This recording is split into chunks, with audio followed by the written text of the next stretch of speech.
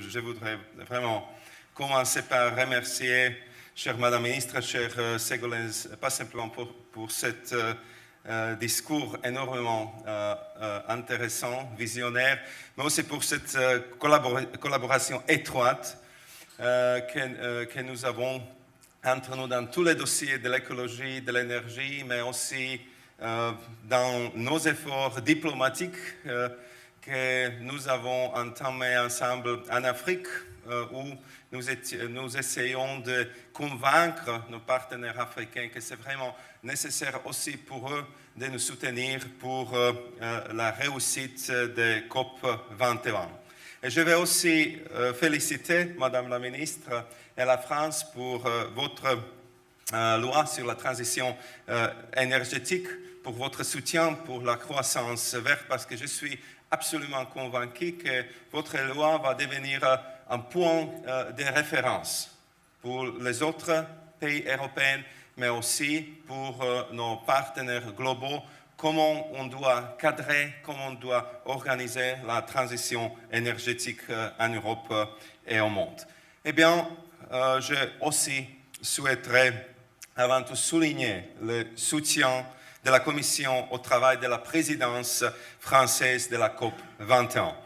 Ce travail est primordial pour qu'en décembre, on obtienne un accord universel, ambitieux et contraignant.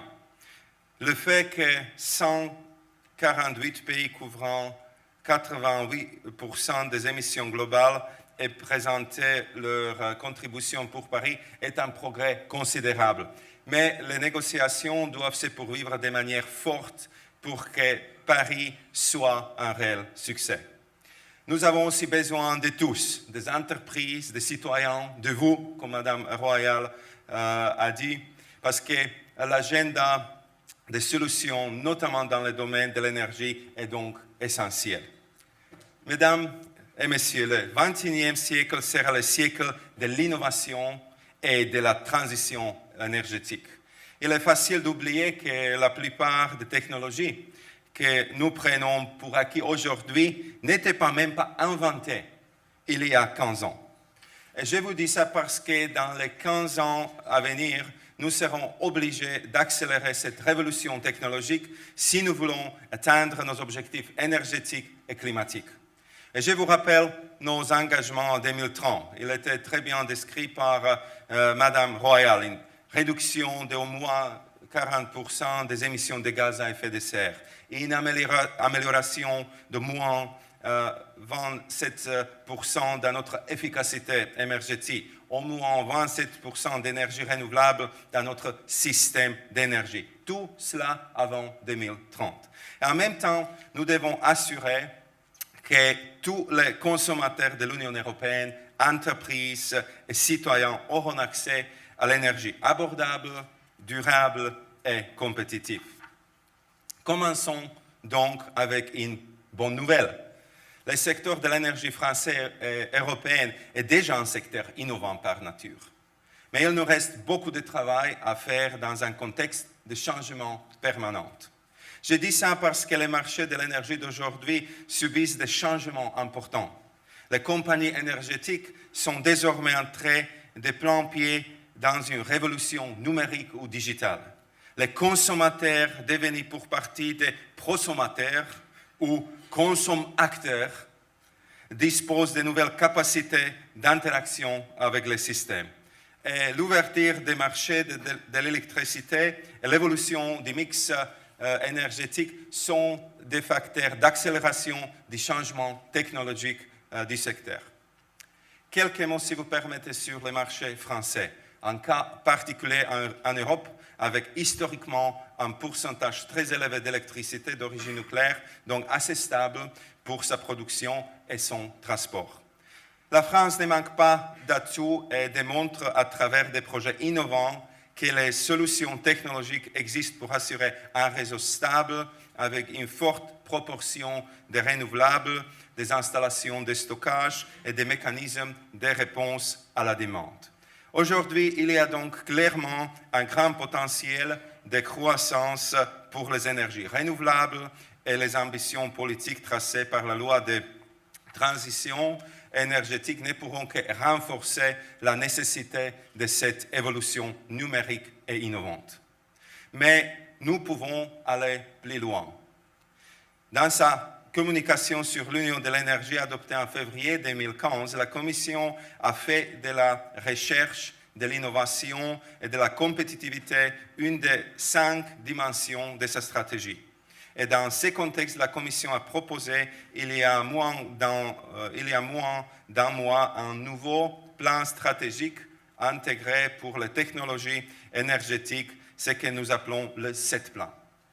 Ce plan permettra d'accélérer la transformation du système énergétique européen vers une économie à faible émission de carbone, et ceci au meilleur coût. C'est une première étape vers une stratégie intégrée qui inclut la recherche et l'innovation dans les transports, l'industrie et l'énergie. Ce plan sera adopté à la fin de l'année 2016. Cet objectif sera atteint, par exemple, en passant à des modes d'acheminement de l'énergie qui soient plus intelligents, plus flexibles et plus décentralisés. L'évolution des technologies joue évidemment un rôle important pour faciliter cette transformation.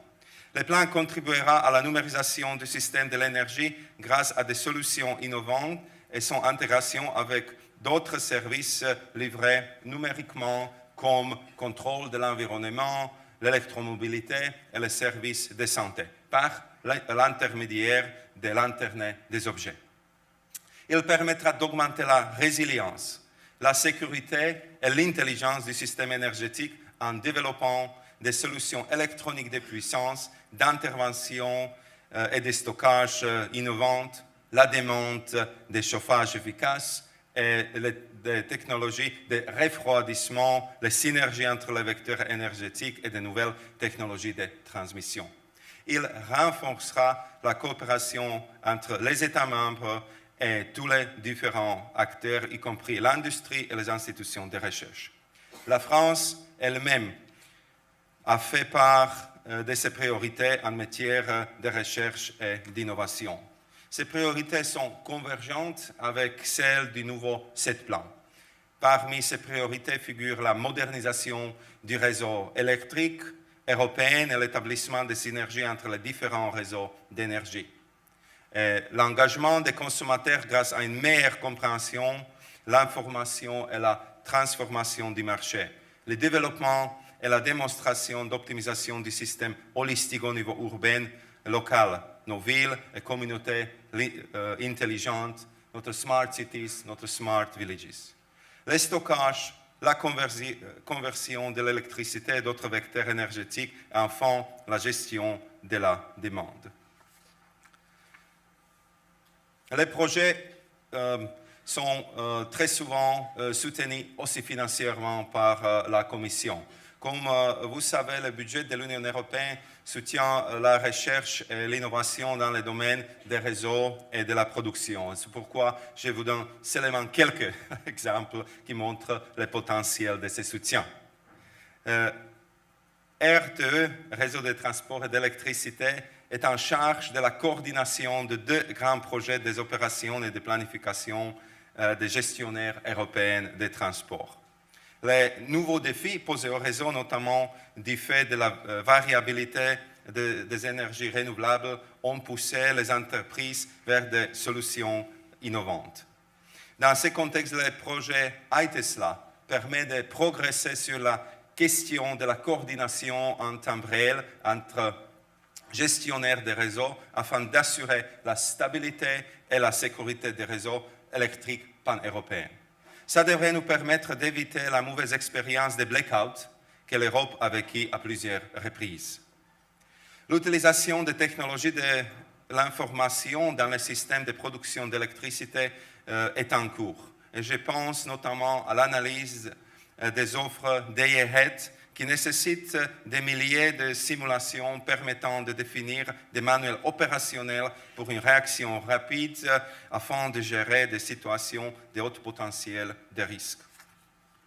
Les gestionnaires des réseaux électriques ont reçu une allocation de 2 millions de CPU horaires leur permettant d'accéder aux ressources des ordinateurs superpuissants fournis par le Partnership for Advanced Computing in Europe, une infrastructure de recherche européenne soutenue en partie financièrement aussi par la Commission. Et je pense aussi au projet e-Highway qui aide à planifier le système de production pan-européenne et en conséquence de développement d'un super-grid européen. Je souhaiterais conclure sur la question d'organisation du marché de l'électricité, New Electricity Market Design. Parce que le système énergique reste au cœur de l'économie moderne. Assurer son fonctionnement efficace est donc fondamental pour la compétitivité de toute l'économie. Le succès de notre projet de l'Union de l'énergie dépendra donc, à mon avis, à l'achèvement du marché intérieur de l'électricité. Nous avons besoin d'une nouvelle conception du marché de l'électricité qui soit adaptée à relever les défis d'aujourd'hui et permette de garantir la sécurité d'approvisionnement à des prix compétitifs tout en respectant nos objectifs climatiques. Le marché de l'électricité aujourd'hui diffère fondamentalement du marché d'il y a 5 ans et notre nouvelle organisation du marché de l'électricité répondra aux nouveaux défis en fournissant plus de prévisibilité et en attirant les investissements à long terme nécessaires. Nous avons besoin de réseaux interconnectés afin d'assurer que la production d'énergie dans une région ensoleillée ou venteuse peut compenser d'autres régions avec une production inférieure. Mais les énergies renouvelables nécessitent des marchés intégrés et flexibles à la fois sur le côté de l'offre et de la demande. Par exemple, en incitant les clients à réagir aux fluctuations de l'offre et des prix, nous pourrons économiser entre 60 et 100 milliards d'euros par an. Pour répondre à ces nouveaux défis et opportunités, la Commission a proposé en juillet une nouvelle organisation du marché de l'électricité. La consultation publique sur la conception des marchés est en cours et une communication sur le New Deal pour les consommateurs d'énergie, marché de détail, également publiée en juillet, vient compléter cette vision. Comme vous le voyez, la réforme du marché de l'électricité est au cœur du changement de modèle que constitue l'Union de l'énergie. La France a largement anticipé cette transformation et garde un rôle moteur en Europe. Et je vous remercie pour ça et aussi pour votre invitation. Merci beaucoup.